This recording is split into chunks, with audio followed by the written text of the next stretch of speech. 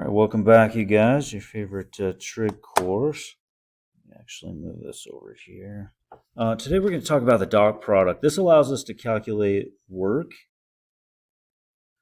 For example, in the case where the force vector and a motion vector have different directions. So the dot product essentially tells us how much of the force vector is applied in the direction of the motion vector. So it can also help us measure the angle formed by a pair of vectors and the position of a vector relative to the coordinate axis. So this is just kind of some of the uses of the dot product. It's also referred to as the scalar product, and that's because it produces a real number. And so here's how you find the dot product. If you've got U and V, where you have A1 and B1 and A2 and B2, then just shove it into the dot product formula where so the dot product of vector U times vector V is A1, A2 plus B1 times B2. So let's go ahead and do it for this first one. So here we got U is negative 3i plus 4j. So there's our A1 and our B1. And then V, our V vector is 6i plus 5j. So there's our A2, B2. Our A2 is 6. Our B2 is the 5 there. And so if we go ahead and plug it into our dot product,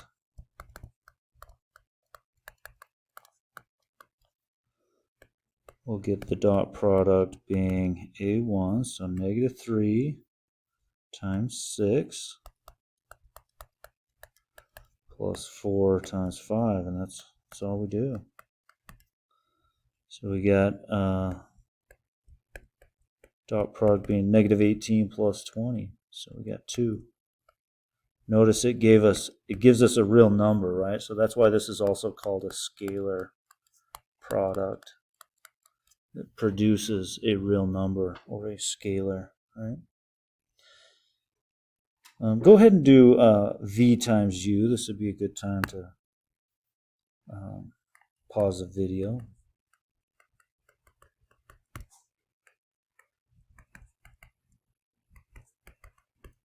So now this is A1, B1, this is A2, B2, right? And so their dot product would be A1 times A2 plus B1 times B2.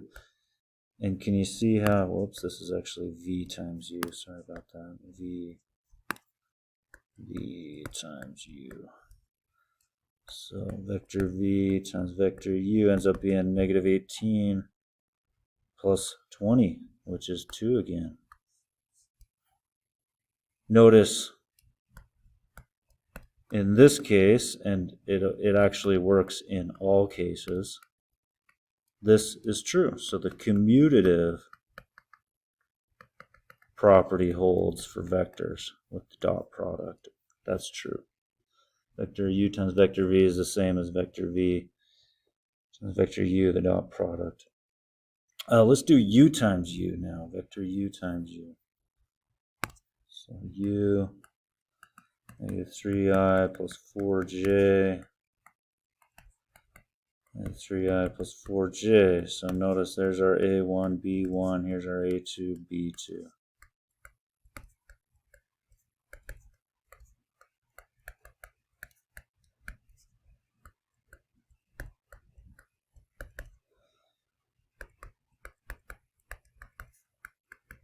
So looks like we got 9 plus 16. So we got 25.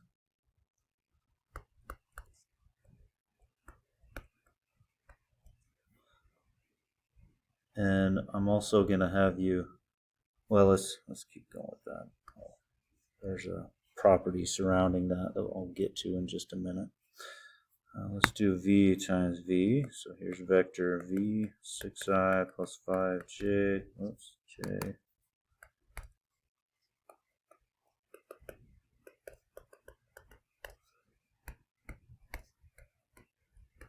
A1 times A2 plus B1 times B2.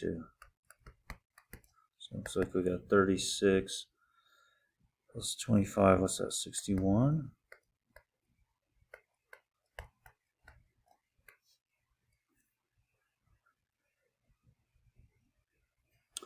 All right, how about the magnitude or length of u? We did this last time. So the magnitude was the square root of a squared plus b squared. Now remember, u is negative 3i plus 4j. And so we've got the square root of negative 3 squared plus 4 squared. So 9 plus 16 square root of 25 or 5. So the magnitude of vector u is 5.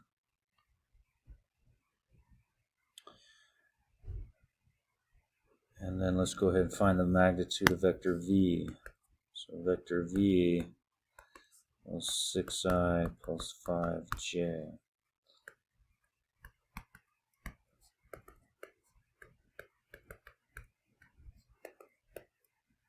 So square root of 61 is the magnitude of vector v.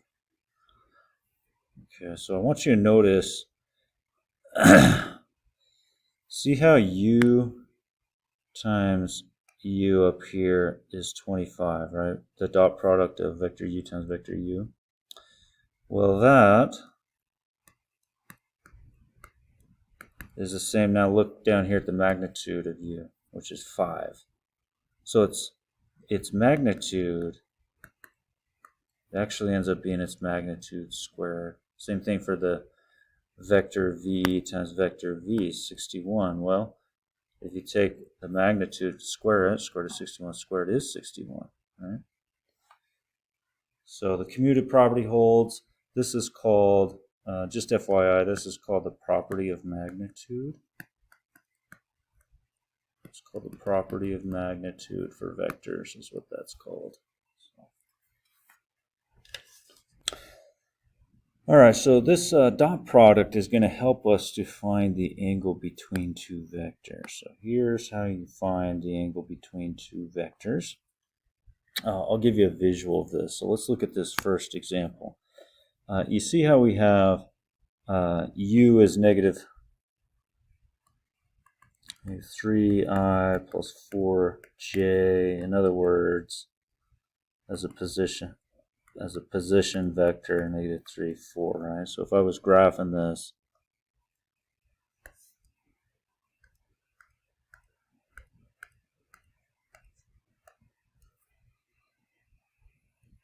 there's vector u.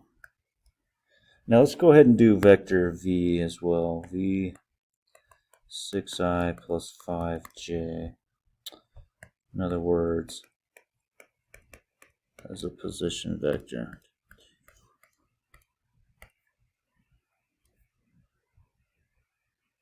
There's vector v. Okay.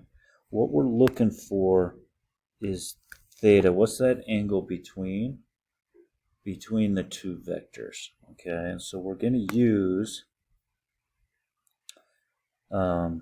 the formula. We have cosine of theta is the dot product of vector u times vector v over the magnitude of u times the magnitude of v. Okay, so what I'm going to do is I'm going to go to the side here, and let's go ahead and do, let's find, let me go this side, and let's go ahead and find the dot product, u times v. So it's a1 times a2, so negative 3 times 6. Remember that was negative 18. We already did this dot product. Plus 4 times 5, right? We did this on the other one. So we had u times v, we had 2, right? So we know this dot product is 2. And then we also had the magnitude of vector u. So square root of negative 3 squared plus 4 squared, square root of 25, so we had 5. So this magnitude of u was 5. And then we also had the magnitude of v on that last page was the square root of 61 was the magnitude of v. So times square root of 61. So we have the cosine of theta equals 2 over 5 root 61. And so we can then take the arc cosine of both sides. The arc cosine and the arc cosine. And I go ahead and I punch that into decimals. Make sure you're in degrees if you're doing this in decimals. Here, let me pull that up. Cosine of 2 divided by 5 square root 61. You see how we get 87.06 degrees, and that's our data on that.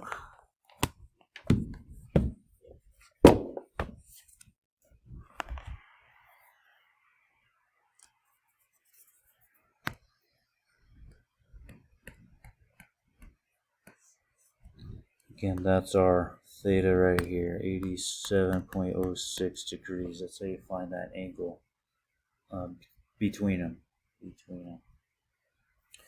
Now, if the angle between them, move this up, is 0 or 180, then these vectors are parallel. Right? So parallel vectors or vectors kind of deal. If the angle between them is a perfect 90 degrees, then we refer to that as orthogonal. So they meet at a 90-degree angle. Right? All right, this would be a good one to go ahead and try this. You're going to eventually find the angle between U and V. So if I was graphing these, just to take a look at negative 3i plus 2j. So negative 3, 2. Here's my vector U. Vector V is 4, 6. Here's my vector V. Okay. And again, we're eventually going to try and figure out this angle between them right there. But what we need to do first is find the dot product. So the dot product's A1, A2 plus B1, B2. So I got negative 3 times 4 plus 2 times 6. So I got negative 12 plus 12. It looks like my dot product here is actually 0. Now the magnitude or length would be square root of negative 3 squared plus 2 squared. So we got 9 plus 4 square root of 13. So 3 point something is the length of vector U. Vector V, its length would be, let's see, it was 4 and 6. Let's see, 16 plus 36, what's that, 52? So the magnitude of vector V is 52. And now we're going to use our formula. Cosine of theta is the dot product of U and V over the magnitude of U times the magnitude of V. So we got 0 over, it was square root of 13 was the magnitude of U, square root of 15. Oh, I'm sorry, square root of 52.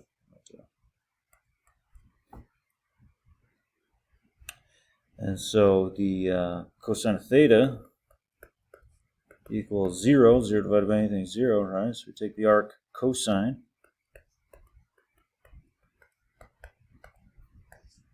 And we get theta actually ends up being 90 degrees when we take that arc cosine. So if we go back up here, this right there is 90 degrees. So I know these things are orthogonal, right? So the vectors create a right triangle, so they're orthogonal. Spell that right for orthogonal, since theta is 90 degrees. All right, on our last question, it says, are these vectors orthogonal? That means that the theta would be 90 degrees. Parallel, theta would be 0 or 180 degrees, or neither. Or neither, right? Which would be anything else, would be the neither situation. So let's go ahead and do, let's make a visual of this. I got 2i plus 5j.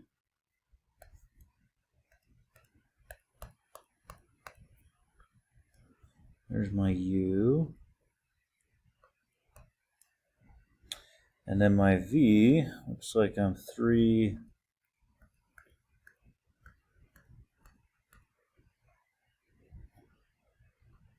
7. There's my v, and it's the smallest angle between them. So let's put our theta in right there. We're eventually looking for that theta.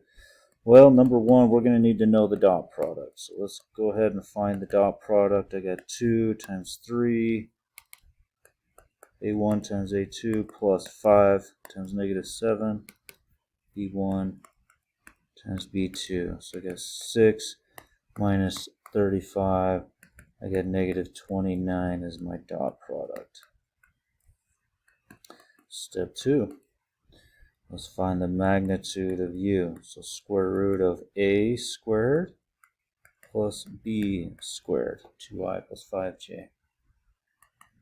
So I get the square root of 29 as my magnitude of u. Magnitude of v, square root of 3 squared plus negative 7 squared. So 9 plus 49, I got the square root of 58. Magnitude of v.